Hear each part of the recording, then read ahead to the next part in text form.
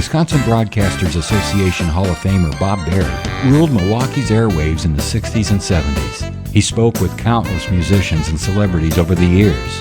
Bob collected remarkable recordings of these encounters, which he's now sharing with the public. Here's Bob. Could you please get me Lawrence Welk's phone number? Hang on. For Lawrence Welk. That number is lower 1 and the 2 and the 3 and the 4. Who's more Milwaukee than Lawrence Welk? With his accordion and orchestra, played polkas plus light and bubbly champagne music, which laid the claim to Bubble Machine. He played many dance dates in Milwaukee, including George Devine's $1 Million Ballroom. It was there as a youngster my parents took me to see him, and they bought me an accordion. That didn't last long, as I preferred to play baseball instead of playing the squeeze box. Welk recorded some of his records in Grafton, Wisconsin. Today, those recordings are rare and valuable. Welk started out in radio and later was very popular on the Lawrence Welk Show with reruns still seen today on local TV. He had a number of hits, including Calcutta, which was a #1 record in 1960. He was inducted into the International Polka Hall of Fame. He even appeared on Saturday Night Live. You might remember when Stan Freberg impersonated him in a recording called Wunnerful Wunnerful.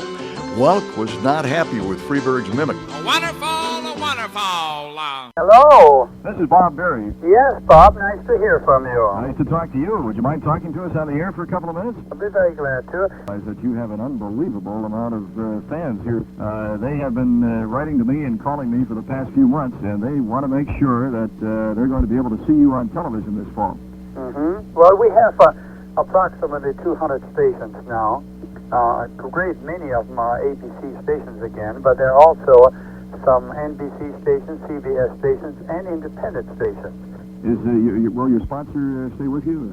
Yes, the J.B. Williams Company will stay with me, and they've been with us for the last 12 years. And they're really the main reason for us staying, because after ABC had decided not to go along with us anymore, they called me that evening and told me that they still believed in me and the orchestra, and whatever route that we want to go, they'd like to be with us. So with that in mind, we had the orchestra and we had the sponsor. All we needed was a network. So we sent out some wires, and so many wires came back right away accepting the package. So now we have our own network, and I have an idea that it could conceivably be that we may have more stability in this type of a setup. How many stations do you have signed up? Do you have any idea? We have 197 plus some satellite stations. So it's a little over 200. Right. I understand you received quite a bit of mail when people found out you were canceled on ABC, huh? That's an understatement.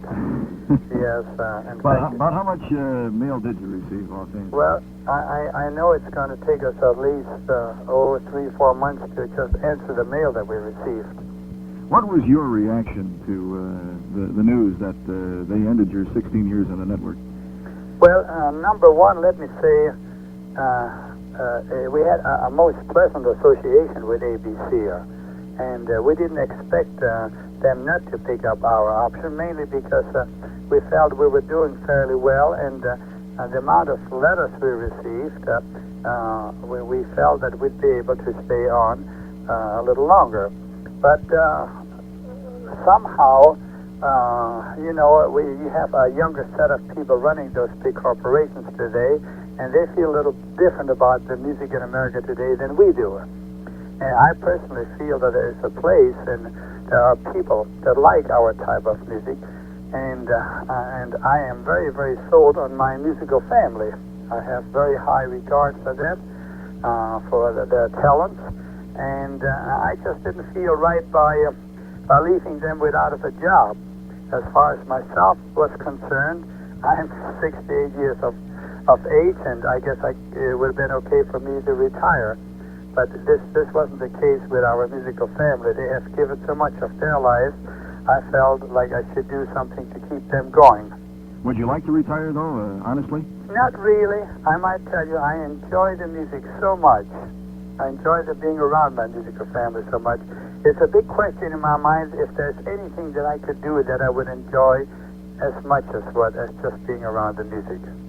Will you have the same performers with you, all of them? Yes, we do. Yes, we don't go out on tours unless we can take all of our performers along. Now, I have just one more question, Lawrence. I don't know if people ever ask you this question or not, but do you mind the kidding about your accent that the comedians always... Not at all. Not at all. I might say that when first we get into business, our skin is maybe a little bit thin, and it bothers us if they do a takeoff on some of us. But as we go through life, we learn to appreciate the tremendous freedom we have in America, that our people can do this kind of a thing and do it very comfortably. We all wish you continued success now on another 16 years on television. I'm not sure if I'll be able to last that long, but it's a good trial. I'll sure try it, because I will say this much: our musical family, when you see them in action, it's really something. And we have so much goodwill and so much harmony in the organization that I kind of think we're going to keep going for a while. You sure look like you're having a lot of fun. Thank you very much, Bob. I Thank appreciate you calling me. All right, Lawrence. If you ever come out to Los Angeles, stop by and we'll put the camera on you. Okay, thank you very much, Lawrence Welk. You bet. Bye. Bye-bye. Wonderful, wonderful. Turn off the bubble machine. This is Stan Freberg, and you're listening to the Bob... I'll do it. The Bob Berry program. I see. You are the abominable snowman, that's right. And this is the abominable program, that's correct. WOKY, Bob Berry, 9092. Thank you for listening to Bob Berry's Unearthed Interviews. Be sure to subscribe and rate our podcast on iTunes or wherever you find your podcasts. You can find all the episodes at WisconsinBroadcastingMuseum.org. Check out Bob Berry's book, Rock and Roll Radio Milwaukee.